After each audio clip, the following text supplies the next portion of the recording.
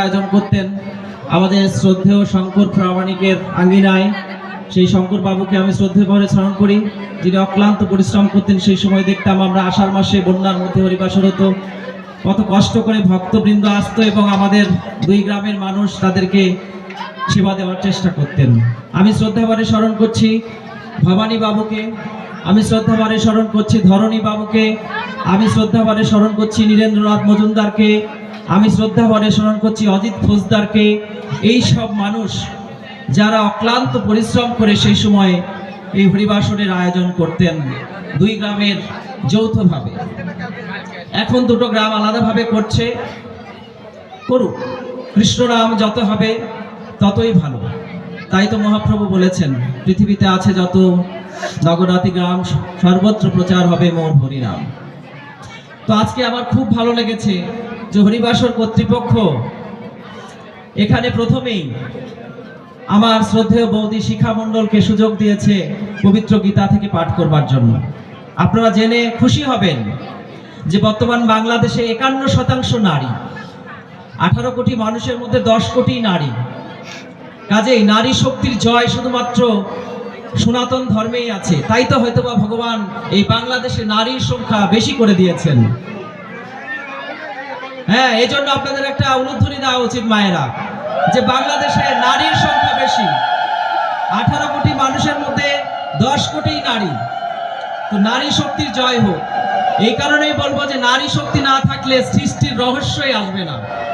আজকে আমরা যারা এখানে আছি, সৃষ্টি হয়েছি, সে আমাদের মায়েদের জন্যই হয়েছে।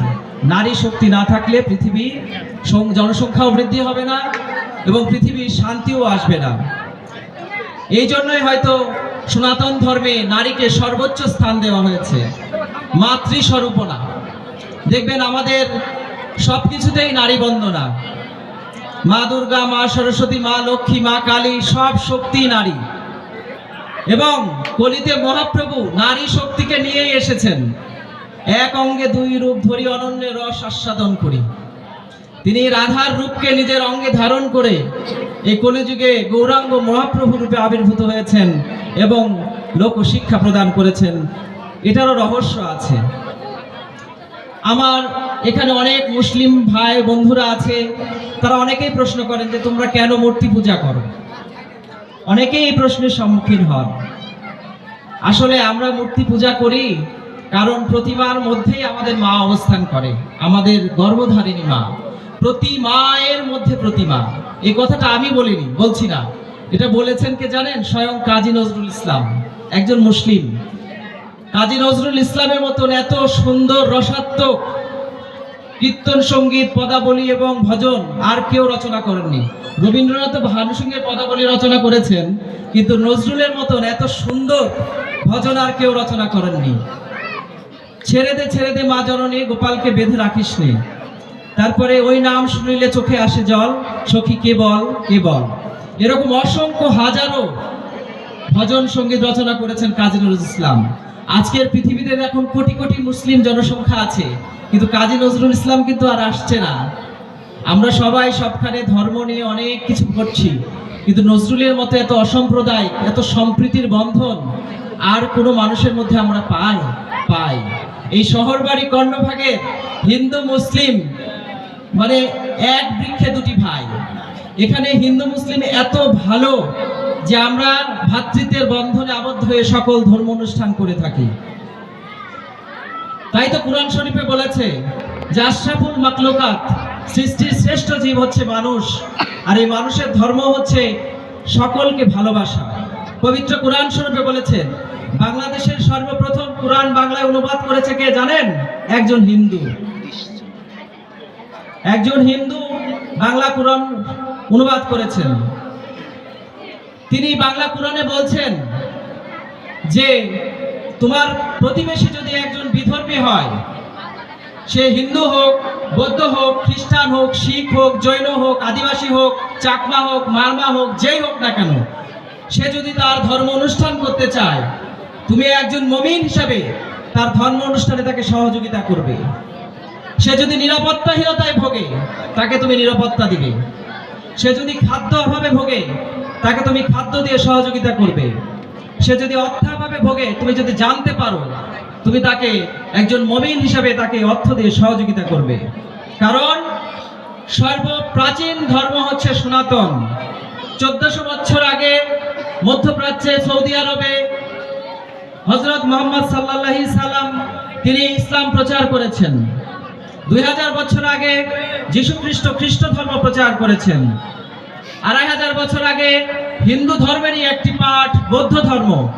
মহামতি গৌতম বুদ্ধ নেপালের রাজকুমার, তিনি বৌদ্ধ ধর্ম গ্রহণ করে নিজেই বৌদ্ধ ধর্ম প্রচার করেছেন। এখানে একটা বিশাল সংখ্যা হিন্দু থেকে বৌদ্ধ ধর্মে ধর্মান্তরিত হয়েছে।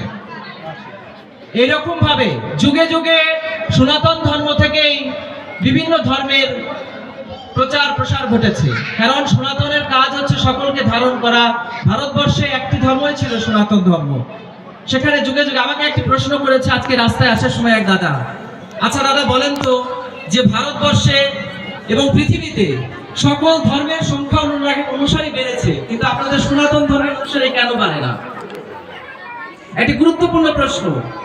ভারতবর্ষে কিন্তু 140 কোটি মানুষ, চায়নাতে 150 কোটি মানুষ, ইউরোপ আমেরিকাতে 150 কোটি মানুষ, তারা খ্রিস্টান ধর্ম, চায়নাতে বৌদ্ধ ধর্ম। কিন্তু ভারতবর্ষে আপনারা এত সনাতন ধর্মাবলম্বী ছিলেন, কিন্তু আপনাদের সংখ্যা বাড়ে না কেন? এটার একটাই কারণ, যে যারা খ্রিস্ট ধর্ম প্রচার করেছেন, যারা খ্রিস্ট ধর্মের রাজা ছিলেন, তারা সব সময় যেখানে গিয়েছেন সেখানে খ্রিস্ট ধর্ম প্রচার করার সময় চার্চ তৈরি করেছেন, এবং যারা খ্রিস্ট ধর্ম গ্রহণ করেছেন তাদেরকে অর্থ ধন দিয়ে সহযোগিতা করেছেন।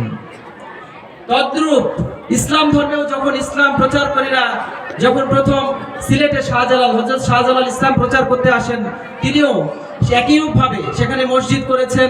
ইসলাম ধর্ম যারা গ্রহণ করেছেন তাদের তখন তো দরিদ্রতা ছিল, বাংলাদেশ সহ পূর্ব পাকিস্তান বা ভারতবর্ষ সবখানে দরিদ্রতা ছিল।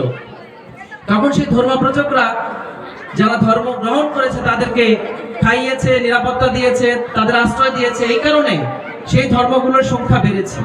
কিন্তু সনাতন ধর্মের যারা রাজা ছিল তারা কখনোই নিজের রাজত্বকে শুধুমাত্র আঁকড়ে ধরে থেকেছে, কিন্তু তার প্রজাদের সংখ্যা বৃদ্ধি বা প্রজাদেরকে নিরাপত্তা দেওয়া, তাদেরকে নিরাপদ রেখে নিজের রাজত্ব কায়েম করা, সেটা কখনোই করেনি। আপনারা একটু চিন্তা করে দেখেন, আমাদের এই বাংলাদেশে একটিও মুসলিম শাসক ছিল না। সবাই যত জমিদার ছিল 47-এর আগে সব হিন্দু জমিদার ছিল। আপনি দেখেন তাহিরপুরের বলেন, দুবলহাটি বলেন, তারপরে আরো যারা আছে এই যে বিলকুৎসা বলেন, যত জমিদার ছিল আশেপাশে সব হিন্দু জমিদার ছিল। কিন্তু তারা কি করেছে? 47-এ নিজের টপলি টুকরা গুছিয়ে ভারতে পালিয়েছে। তার প্রজাদের কি হবে এই চিন্তা কখনো করেনি। আজকে এই কথাগুলো কেন বলছি? যে বাংলাদেশে 71 সালে 28% সনাতন ধর্মাবলম্বী ছিল। আজকে 2026-এ এসে হয়েছে 8%। 20%ই বাংলাদেশ থেকে ভারতে চলে গিয়েছে। কেন? আমি আমার মাতৃভূমি ছেড়ে কেন যাব? এটা যাওয়ার একমাত্র কারণ আমরা নিজেরাই। হরিণ যেমন নিজের মাংসের জন্য নিজেই বাঘের খাদ্যে পরিণত হয়, আমরা হিন্দুরাও তেমনি একই রূপ ভাবে প্রত্যেকটা জায়গায়, প্রত্যেকটা গ্রামে, আমি বাংলাদেশের 64 জেলাতে ভ্রমণ করেছি। 64 জেলার যত হিন্দু জনগোষ্ঠী আছে সবখানে আমি মিটিং করেছি। আমি দেখেছি সবখানে একই অবস্থা, যে আমাদের হিন্দুদের মধ্যে নেতৃত্বের বিশাল একটি সংকট। এবং সবখানে আমরা নেতৃত্ব শুধু নিজেদের মধ্যেই নিজেরা কামড়াকামড়ি করতে পারি, কিন্তু নেতৃত্বকে বিকশিত করা বা নেতৃত্বকে ধারণ করা, নেতৃত্ব দিয়ে নিজেদেরকে সুরক্ষিত করা, এটা করি না। আমরা দুর্গাপূজা করি অনেক আড়ম্বর ভাবে, লক্ষ লক্ষ টাকা খরচ করে, কিন্তু আমার গ্রামের পাশে কে অনাহারে আছে, আমার একজন সনাতন ধর্মাবলম্বী ভাই কে অনাহারে আছে, কে পূজায় কাপড় পায়নি, এটা কিন্তু আমরা কেউ দেখি না।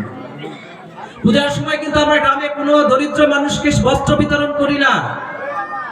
কাজেই আজকে দেখেন, আদিবাসী, আমাদের প্রচুর সাঁওতাল জনগোষ্ঠীর আদিবাসী ভাইয়েরা আছে, তারা দলে দলে এখন খ্রিস্টান হয়ে যাচ্ছে। আমার মান্দার, পশ্চিম মান্দাতে দেখবেন প্রচুর, ওই কালী সভা, ওই এলাকাতে প্রচুর আদিবাসী ভাই খ্রিস্টান হয়েছে। কেন হয়েছে? আমরা হিন্দুরা তাদের দিকে কখনো তাকিয়ে দেখি না, তাদের কষ্ট আমরা বুঝি না, তারা আমাদের কাছে আসলে আমরা তাদের গুরুত্ব দেই না। এটা আমাদের অপরাধ। কারণ এই কারণেই তারা মনের দুঃখে, কষ্টে, ক্ষোভে তারা নিজ ধর্ম ত্যাগ করে অন্য ধর্মে চলে যাচ্ছে। আর আমরা আছি আমাদের এই যে নেতৃত্বের অহমিকায় যে আমি শ্রেষ্ঠ, কিন্তু আসলে তা নয়। আমার গাড়ি শহর বাড়ি, আমি আমাকে যে সবার গ্রামের সবচেয়ে, আমি মনে মনে ভাবি যে আমাকে সবচেয়ে যে ঘৃণা করে, আমি তাকে দেখলেও নমস্কার করি। কেন করি? কারণ এটা আমার ধর্ম। আমার ধর্ম হচ্ছে সকলকে সম্মান করা, মানবতার ধর্ম। আমি কখনো কোনো কিছুতে আটকে থাকি না। আমি আমার এখানে একটা এসকে সাংস্কৃতিক সংঘ একটা ক্লাব প্রতিষ্ঠা করেছিলাম 2006 সালে। সেই ক্লাবের পিছনে প্রচুর শ্রম দিয়েছি, ক্লাবকে সুন্দর জায়গায় নিয়ে গিয়েছি। যখন দেখেছি যে না, আমার এখন প্রয়োজন নাই, আমি সরে গিয়েছি। আমি একটা সংগঠনের একেবারে কেন্দ্র পর্যায়ে গিয়েছি। যখন মনে হয়েছে না, আমার এখন এখান থেকে সরে যাওয়া উচিত, আমি সরে গিয়েছি। এটাই গণতন্ত্র। গণতন্ত্র হচ্ছে কোনো কিছুকে আঁকড়ে ধরে থাকা নয়, যে যোগ্য তাকে ছেড়ে দিয়ে নিজে সরে যাওয়া, এটাই হচ্ছে গণতন্ত্র। আর যারা ধরে থাকে তাদেরকে কিন্তু জনগণ শাস্তি প্রদান করে। তো যাই হোক, এবারে আসি গৌর কথায়। আমি নারীর বন্দনা করলাম কেন, সেটা জানতে হবে। এখানে আমার বৌদি, শ্রদ্ধেয় বৌদি বলে গেছেন যে ভগবান পরশুরাম 21 বার ক্ষত্রিয় দমন করেছিলেন। কারণ ক্ষত্রিয়র একটু অহমিকা আছে, কারণ তারা রাজধর্ম পালন করে এবং রাজ্য শাসন করে এবং যুদ্ধ বিগ্রহ করে, এটাই তাদের ক্ষত্রিয় ধর্ম। তো ভগবান পরশুরাম এর কার্য করেছেন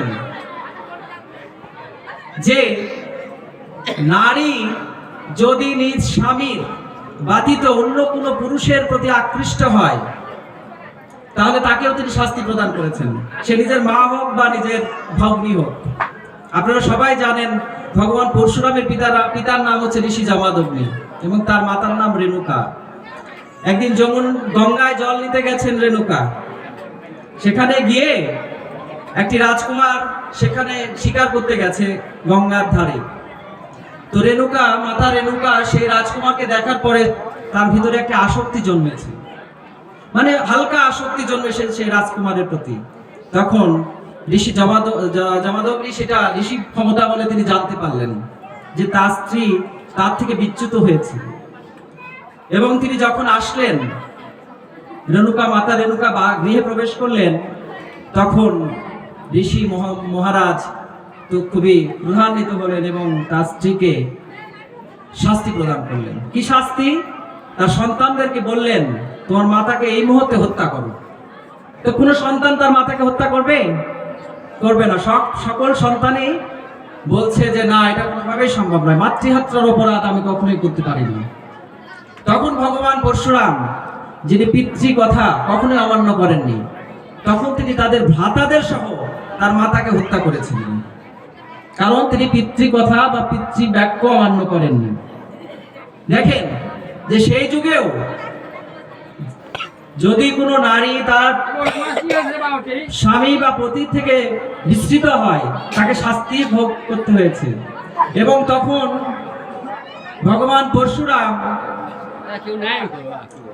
তার পিতার কাছে প্রার্থনা করলেন, হে পিতা, আমি তো আমার মাতা এবং ভ্রাতাদেরকে হত্যা করেছি, অপরাধ তো আমার হবেই, কিন্তু আমি পিতার আপনার বাক্য আমি পালন করেছি, বিধায় আপনি নিজ গুণে কৃপা করে আমার মাতা এবং ভ্রাতাদের ফিরিয়ে দিন। তখন জামাদগ্নি তার সন্তানের অনুরোধ রক্ষা করলেন এবং তার স্ত্রী এবং পুত্রদেরকে পুনরায় জীবন দান করলেন। এই জন্য বলছি যে কখনোই আপনারা আপনাদের পতিদের কখনোই নিন্দা করবেন না, কারণ আপনি যখন পতিকে বরণ করেছেন, এখানে আমার শ্রদ্ধেয় দাদু বলে গেছেন যে মুকুটের কথা, সেই মুকুটে ভগবান নারায়ণ বিরাজ করেন। কি রূপে বলেন তো? মায়েরা বলতে পারবেন? ময়ূর রূপে। সেই ময়ূরে কিন্তু আপনারা মালা দেন। আপনারা কিন্তু প্রথমে ভগবানকেই মালা দেন, জগৎ স্বামীকে মালা দেন, তারপরে কিন্তু নিজ স্বামীর গলায় মালা দেন। কাজেই জগৎ স্বামীও যা, নিজ স্বামীও তাই। তাই স্বামীর নিন্দা কখনোই করবেন না, মহাপাপ ভোগ করবেন, এই জন্মেই ভোগ করবেন। কাজেই সাবধান হয়ে যান। আজকে এই যে পবিত্র অঙ্গন, আমার শ্রী গৌর সুন্দর শ্রীধাম নবদ্বীপে অবতীর্ণ হলেন শুধুমাত্র জীবশিক্ষা দেওয়ার জন্য, কলির জীবকে উদ্ধার করার জন্য। কারণ কলির জীব অত্যন্ত অধৈর্যশীল, তাদের ধৈর্য শক্তি খুবই কম। সত্য ত্রেতা দাপর যুগে যে ধৈর্য শক্তি ছিল সেটার কিঞ্চিত পরিমাণও কলিযুগে নেই। আমরা একটুতেই মানে ধর্মপথ থেকে মানে সরে যাই। আমাদের ধৈর্য শক্তি এত কম যে আমরা মানে 108 বার হরিনাম করতেও আমাদের সময় হয় না, আমরা সংসারে এত মগ্ন। তাই মহাপ্রভু শ্রীবন মহাপ্রভু আসলেন ধরাধামে এবং কলির জীবকে উদ্ধার করার জন্য তিনি সেই হরিনাম প্রচার করলেন। আমরা যে নামটি বললাম যে হরে কৃষ্ণ কৃষ্ণ কৃষ্ণ হরে হরে, হরে রাম রাম রাম হরে হরে, কত মধুর একটি নাম। এই হরিনাম সবচেয়ে বেশি যিনি করতেন, জপ করতেন, তিনি একজন জবন মানে একজন ইসলাম ধর্মাবলম্বী ছিলেন। তিনি হলেন হরিদাস ঠাকুর। দেখেন আমার জগৎ স্বামীর কি মহিমা, তিনি একজন বিধর্মীকে দিয়ে হরিনাম সর্বোচ্চ জপ করিয়েছেন। কিন্তু আমরা এত অধম যে আমরা 108 বার হরিনাম করতেও আমাদের সমস্যা হয়। এই কলিযুগে হরিনামের বিকল্প কিছু নেই, আমাদেরকে সব সময় এই হরিনাম করতে হবে। তাই মহাপ্রভু যে দ্বাপর যুগে আমাদের শ্রীমতী রাধারানীকে যে কৃষ্ণ প্রেমে ব্যথিত করেছিলেন, তিনি যখন ব্রজধাম থেকে মথুরায় চলে গেলেন, কংসকে বধ করে আবার তিনি রাজ্য শাসনের জন্য দ্বারকায় চলে গেলেন, তারপরে তো তিনি আর ব্রজে আসেননি। তখন এই যে কৃষ্ণ বিরহে রাধারানী যে ব্যাকুল ছিল, হা কৃষ্ণ বলে তিনি রাস্তায় গড়াগড়ি যেতেন। তখন আমার রাধা মাধব শ্রীমতী রাধারানীকে কথা দিয়েছিলেন যে আমি যখন কলিতে গৌরাঙ্গ অবতারে যাব, তখন আমি তোমার সেই ভাবটিকেই ধারণ করব। হা কৃষ্ণ কৃষ্ণ অন্ত প্রাণ হয়ে আমি সবসময় তোমার মতোই আমি রাস্তায় গোড়াগড়ি যাব। এবং তিনি সেটাই করেছেন। তিনি নিজ মাতা ত্যাগ করেছেন, নিজ গৃহ ত্যাগ করেছেন, তার সুন্দরী পত্নী ত্যাগ করেছেন, সকলকে ত্যাগ করে তিনি শ্রীধাম নবদ্বীপ থেকে পুরীতে গমন করেছেন। পুরী থেকে দক্ষিণে সেই কৃষ্ণ ভক্ত রামানন্দ দর্শনে গেছেন, সেখান থেকে নৃসিংহদেব মন্দির দর্শন করেছেন, আবার তিনি পুরীধামে ফিরে এসেছেন এবং প্রত্যেক জায়গাতেই তিনি কৃষ্ণ নাম প্রচার করেছেন। তার ভিতরে একটি উদ্দেশ্য যে কলির জীবকে উদ্ধার করতে হবে। তাকে অনেকে বলতো যে মহাপ্রভু পাগল হয়ে গেছে। একজন সুস্থ মানুষ এরকম করতে পারে না। একজন সুস্থ মানুষকে এরকম উন্মাদের মতো খেয়ে না খেয়ে সবসময় কৃষ্ণ নাম করতে পারে না। কিন্তু মহাপ্রভু সেটা করে দেখিয়েছেন।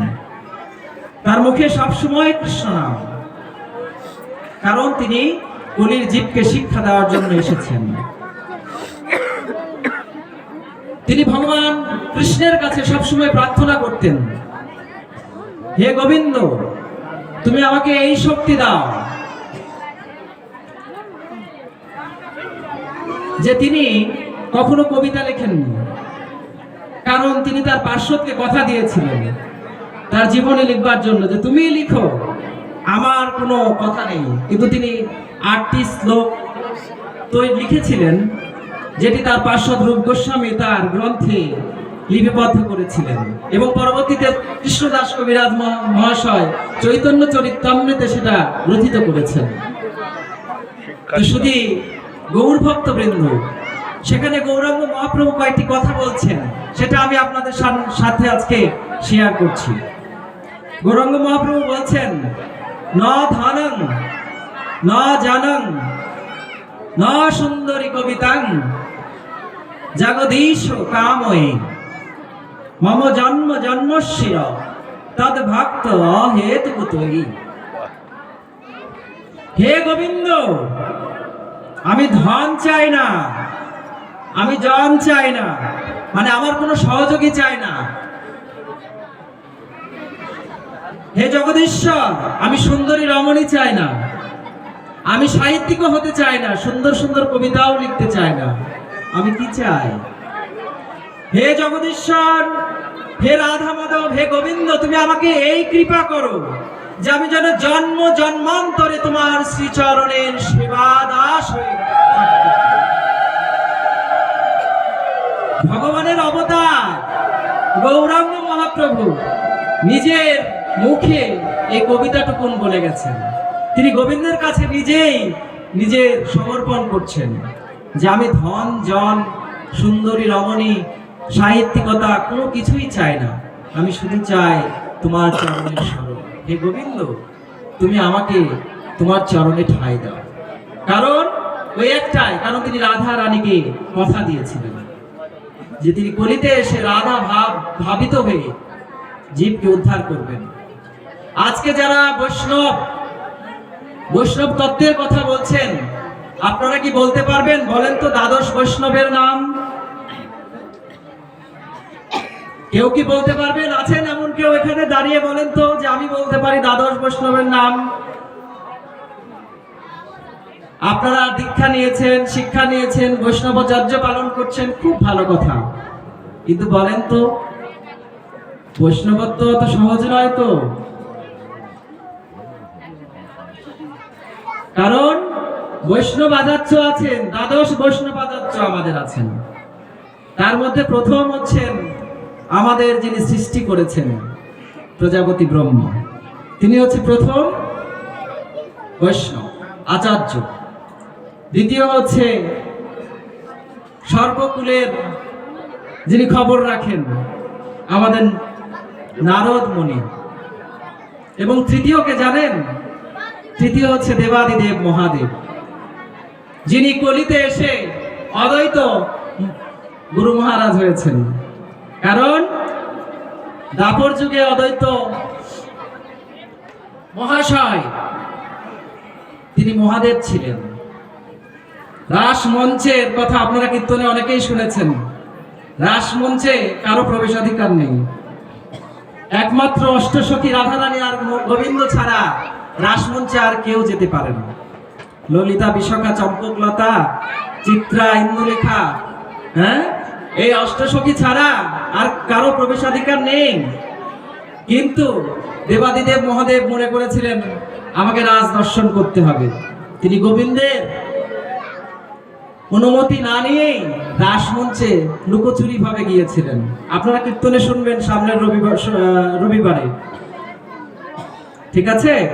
তো আমি বিস্তারিত বলছি না, কীর্তনে মহাশয়রা এটা বিস্তারিত বলবেন, কারণ এটা গভীর তত্ত্বের কথা। আমার মতো ছোট মানুষের এত গভীরে যাওয়া ঠিক হবে না। তো যাই হোক, সে মহাদেব রাসমঞ্চে গোবিন্দের অনুমতি ছাড়াই প্রবেশ করায় গোবিন্দ তাকে অভিসম্পাত করেছিলেন যে মহাদেব, আপনি যতই বৈষ্ণবাচার্য হন, আপনি এখানে প্রবেশের অধিকার রাখেন না। আপনার এই অপরাধের জন্য আপনাকে আমি দাপরে অভিশাপ দিলেও কলিতে আশীর্বাদ দিচ্ছি যে কলিতে আপনি গৌরাঙ্গ মহাপ্রভু আমার অবতারে আপনি অদ্বৈত রূপে আমার সাথে রাস আস্বাদন করবেন। এবং কলিতে এসে মহাপ্রভু সেই অদ্বৈত মহাশয়কে রাস দর্শন করিয়েছিলেন নিজে রাধা ভাবে ভাবিত হয়ে। তো কলিতে যারা বৈষ্ণব চর্চা করেন তাদেরকে আগে রাধা ভাব আনতে হবে। কাম, ক্রোধ, লোভ, মোহ, মাৎসর্য সব এই ষড়রিপুকে দমন করতে হবে। না ধনং না জনং, এটা কেন বলেছিলেন তারও কিন্তু কথা আছে। কারণ তার পার্শ্ব ছিলেন একজন বাসুদেব দত্ত। তিনি কি করতেন যে মহাপ্রভুকে খুশি করার জন্য ধার দেনা করে বিভিন্ন ধর্মীয় অনুষ্ঠান করতেন। এতে বুঝি প্রভু খুশি হয়ে তাকে আরো কাছে নেবে। তো একদিন মহাপ্রভু এটা বুঝতে পারলেন যে সে দেনাগ্রস্ত হয়ে যাচ্ছে। তখন তাকে তিনি ধমক দিলেন, বাসুদেব, তুমি কি করছো? তোমার নিজের সামর্থ্য যা আছে তাই দিয়েই তুমি আমার রাধা মাধবের ভোগ লাগাও, তুমি তো ধার দেনা করতে পারো না। কারণ সংসারে যারা আছে তারা বৈষ্ণবচর্য করবে, কিন্তু সাথে সাথে তাদের সঞ্চয় করতে হবে। সঞ্চয়ের অধিকার নাই কার? মহাপ্রভু বলছেন আমার মতো দশনামী সন্ন্যাসী যারা, তাদের সঞ্চয়ের অধিকার নাই। তাই তো মহাপ্রভু এই শ্লোকটা বলেছেন যে না ধনং না জনং না সুন্দরী কবিতাং জগদীশ কাময়, অর্থাৎ যে আমি ধন জন কোনো কিছুই চাই না, কিন্তু যারা সংসারে আছে, আমাদের এই সমাজেই যারা সংসারে থেকে মহাপ্রভুর ভাবকে নিজে ধারণ করে বৈষ্ণব সাধন করছেন, তাদেরকে কিন্তু সঞ্চয় করতে হবে এবং সেই সঞ্চয় থেকেই মহাপ্রভুর ভোগ লাগাতে হবে। এটা মহাপ্রভু নিজে স্বয়ং বলে যাচ্ছেন বা বলে গিয়েছেন। সেই জন্যই শাস্ত্রে বলা আছে যে আমাদের মনুষ্য জাতির সকলের, নারী পুরুষ সকলের ভূষণ হচ্ছে দান, যে আমাদেরকে দান করতে হবে, দু হাত ভরে দান করতে হবে। এই যে আজকে এই যে আমরা মিলিত হয়েছি এই শ্রীধামে, যে নব বৃন্দাবনে আজকে আমরা সবাই এসেছি, আজকে সকলের দান থেকেই কিন্তু আমরা এখানে এসেছি, দানের টাকাতেই। তো আমাদের মহাপ্রভু বলছেন যে আমাদের ভূষণ হচ্ছে এই দুই হাত, এই দু হাতে দান করতে হবে এবং এক হাত যেন আর এক হাতে দান করছে জানতেও না পারে। আমরা কিন্তু অহমিকা করি এবং আমাদের সমাজে যারা বেশি বেশি অর্থ দেয় তাদের কিন্তু আমরা আবার মাইকে নাম বলে ঘোষণাও করি। এই দানের কোনো অর্থ নেই, এই দানের কোনো অর্থ নেই বাবারা, মায়েরা, এটাতে অহমিকা আসে। দান করতে হবে এমন ভাবে যে এক হাতে দান করলে অপর হাতে যেন বুঝতে না পারে আমি দান করছি। এবং আজকে যারা আপনারা ভগবত কথা আস্বাদন করছেন, আমি যেহেতু ব্যাস আসনে বসেছি, ভগবত শ্রবণন্তে মানে 8 আনা হলেও এখানে দান করে যাবেন, সেটা আমি নেব না, আমি এখানে হরিবাসর কমিটির হাতে দিয়ে যাব, সেটা এখানে ভক্ত সেবায় সেটা লেগে যাবে। তো যেখানে ভগবত কথা শুনবেন, ভগবত কথা শোনান্তে সেখানে আপনারা যেটাই পারবেন দান করবেন, কারণ এটা শাস্ত্রে বলা আছে। শুধু গৌর ভক্ত মণ্ডলী, আপনাদের কাছে বিনীত অনুরোধ, আগামী 2 দিন এখানে শ্রীমন মহাপ্রভুর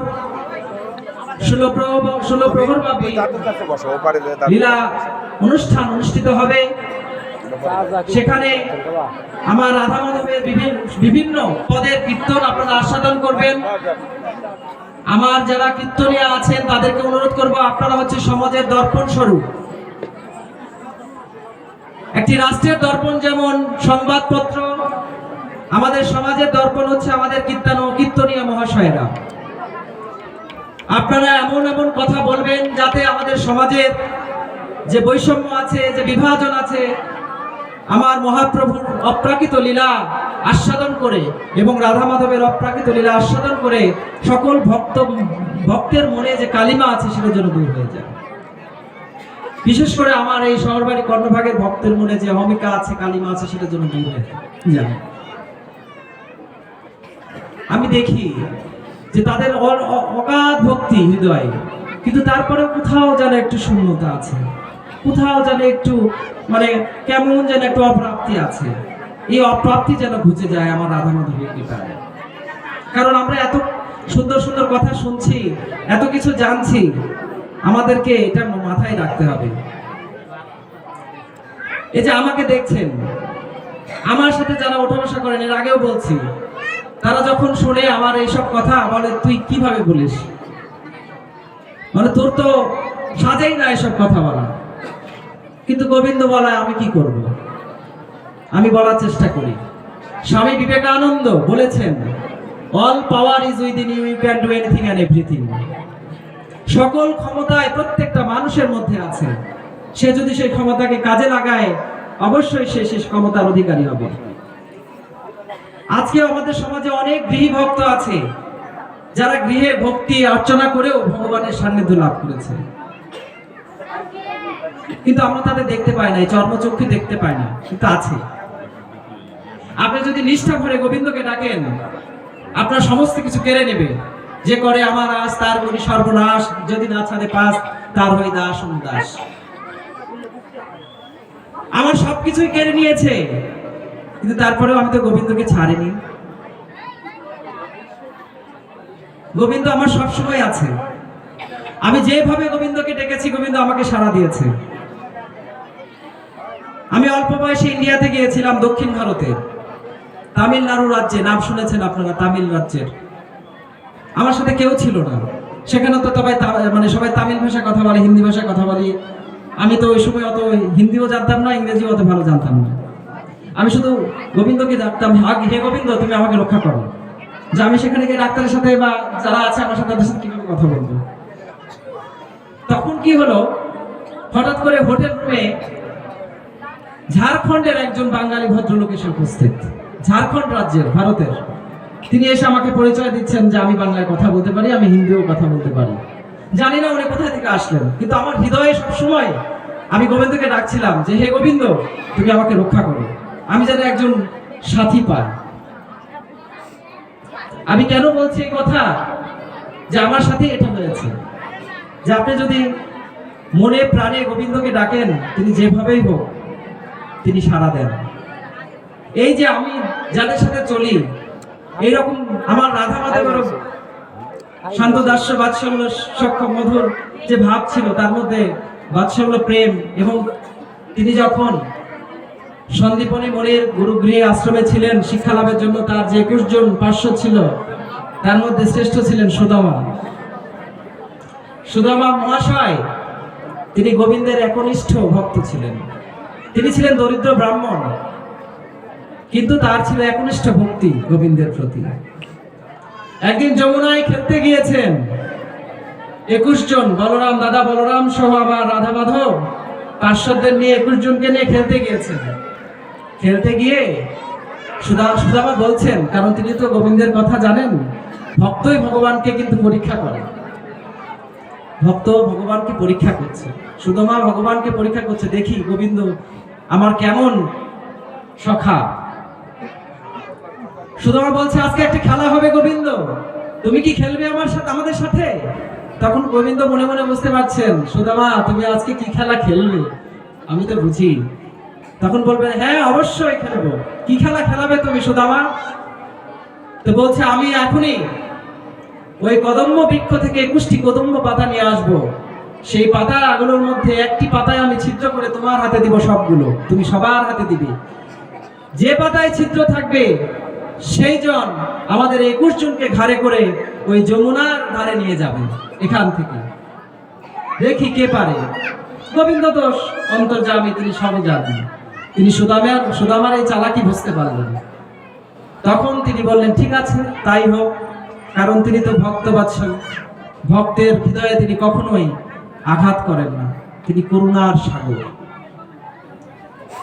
তখন কি করলো সুদামা, সেই কদম্ব গাছে উঠে 21টি কদম্ব পাতা ছিঁড়ে আনলেন এবং তিনি চুপ করে একটি পাতায় ছিদ্র করে গোবিন্দের হাতে মিলিয়ে ঝিলিয়ে দিলেন।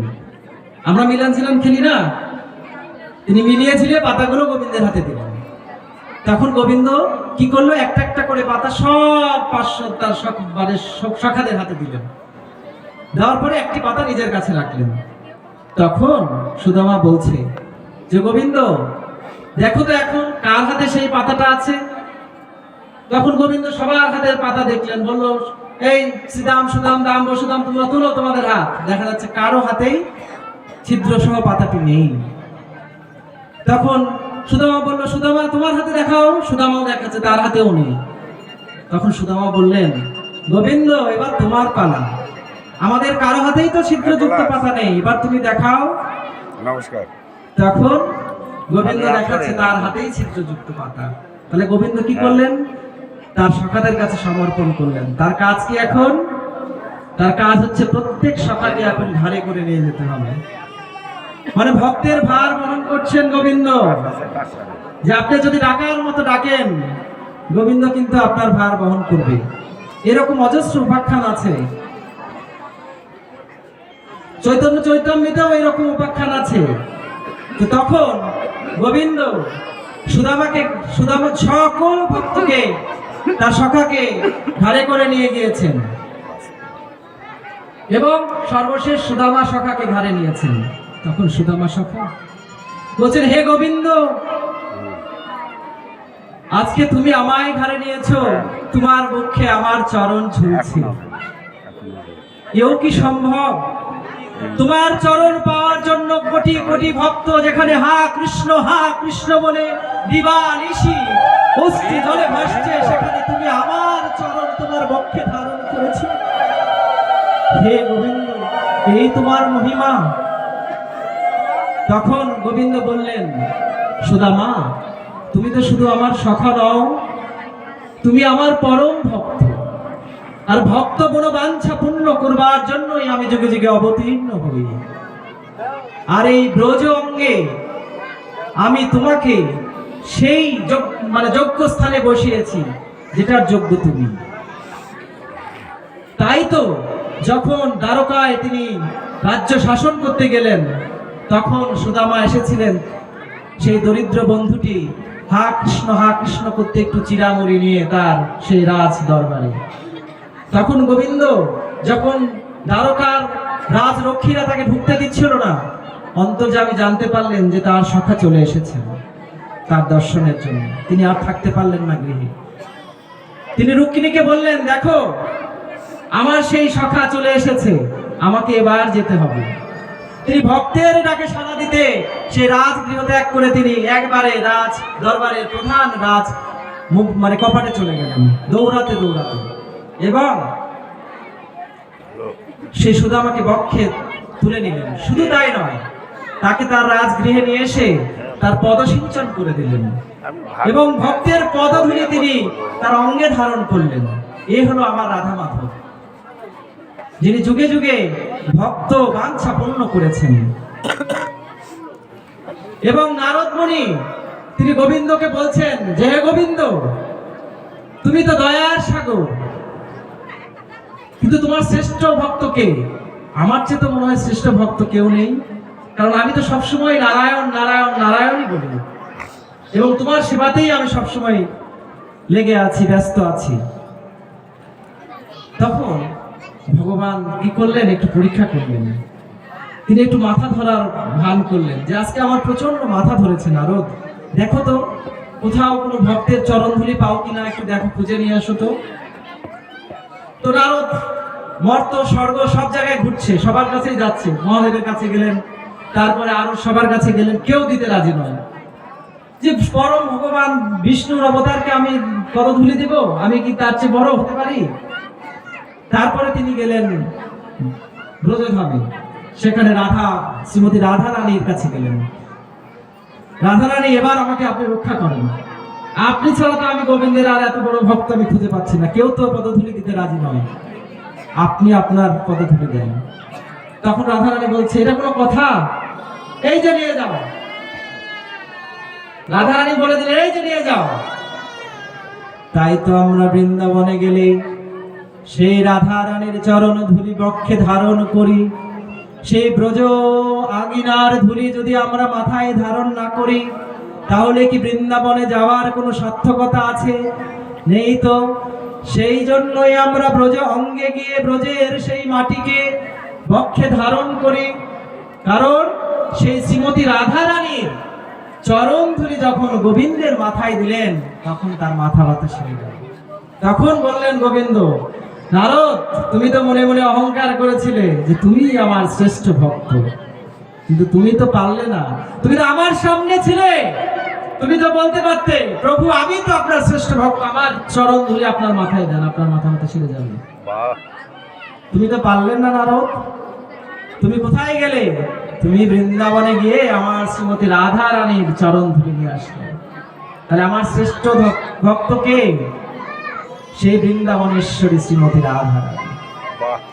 তাই তো এই নব বৃন্দাবনে যারা আসে, এই বৃন্দাবনের ধুলি যারা শিরে গ্রহণ করে, তারাই শ্রী গোবিন্দের সেই রস আস্বাদন করতে পারে এবং সেই গোবিন্দকে ধারণ করতে পারে। তাই আমরা এই কর্ণভাগে যে সকল ভক্তবৃন্দ এই ধর্ম অনুষ্ঠানের আয়োজন করেছে, সকলের জন্য কল্যাণ কামনা করব, সকলের সুস্বাস্থ্য দীর্ঘায়ু কামনা করব। তারা যেন প্রতি বছর শ্রী গোবিন্দের এই নাম কীর্তন তারা আয়োজন করতে পারে এবং আমরা যারা আশেপাশে প্রতিবেশী আছি সবাই তাদেরকে সহযোগিতা করে এই মহৎ যজ্ঞ যাতে সুন্দর সুষ্ঠুভাবে সম্পন্ন করতে পারে সেজন্য আমরা সহযোগিতা করব। শুধু ভক্তমণ্ডলী, এরপরে আমাদের আরো অনুষ্ঠান আছে এবং অনুষ্ঠান অন্তে প্রসাদের ব্যবস্থা আছে। আপনারা সেই মহাপ্রসাদ গ্রহণ করবেন, তারপরে গৃহে প্রবেশ করবেন এবং আগামী 2 দিন এখানে যে লীলা কীর্তন হবে আপনারা সবাই আসবেন, আস্বাদন করবেন। আমাদের সুনামধন্য কীর্তনেরিয়া বিভিন্ন বাংলাদেশের প্রান্ত থেকে এসেছে, তাদের কীর্তন আস্বাদন করবেন এবং আপনারা আজকের এই অনুষ্ঠানকে আরো সুন্দরভাবে সাফল্যমণ্ডিত করবেন। আমাদের প্রসাদপুর থেকে আমাদের অনেক গুণী দাদারা এসেছেন, তাদের ভজন কীর্তন শুনবেন, আস্বাদন করবেন এবং আমাদের কেন্দ্রীয় রাধা গোবিন্দ মন্দির প্রসাদপুর আগামী রবিবার থেকে সেখানেও যজ্ঞ অনুষ্ঠান, আপনারা সেখানেও সুযোগ পেলে যাবেন, কেননা যে সেটা আমাদের কেন্দ্রীয় মন্দির। এ হলো আমার কথা। আমি অতীব ক্ষুদ্র মানুষ, দাস অনুদাস, আমার কোনো যোগ্যতা নেই, তারপরেও চেষ্টা করেছি। কর্তৃপক্ষ যতটুকুন বলার সুযোগ দিয়েছে, আমার সময় অলরেডি শেষ। যদি কোনো ভুল ত্রুটি হয় নিজ গুণে ক্ষমা সুন্দর দৃষ্টিতে দেখবেন এবং আগামীতে আমাদের জন্য প্রার্থনা করবেন যেন আমরা সবাই মিলে শহর বাড়ি কর্ণপাড় গ্রামের গৌর ভক্তরা আপনাদের সকলকে কৃষ্ণ কথামৃত আস্বাদন করাতে পারি। এই কৃপা ভিক্ষা চেয়ে আপনাদের শ্রীচরণে ধন্যবাদ প্রণাম জানিয়ে আমি আমার কথা এখানেই শেষ করছি, ভাগবত কথা এখানেই শেষ করছি। জয় জয় শ্রী গৌর সীতানাথ প্রেমানন্দে আনন্দে হরি হরি বল। হরে কৃষ্ণ কৃষ্ণ কৃষ্ণ হরে হরে, হরে রাম রাম রাম হরে হরে। আপনারা সবাই আমার সাথে একবার বলেন, হরে কৃষ্ণ কৃষ্ণ কৃষ্ণ হরে হরে, হরে রাম রাম রাম হরে হরে। জয় শ্রীমতী রাধা রানী কি জয়, শ্রীমতী রাধা রানী কি জয়, শ্রীমতী রাধা রানী কি জয়, নিজ নিজ গুরু মহারাজ কি জয়, বৃন্দাবন ধাম কি জয়, রাধা মাধব কি জয়, কর্ণভাগের গৌর ভক্ত বৃন্দ কি। হরে কৃষ্ণ। সকলকে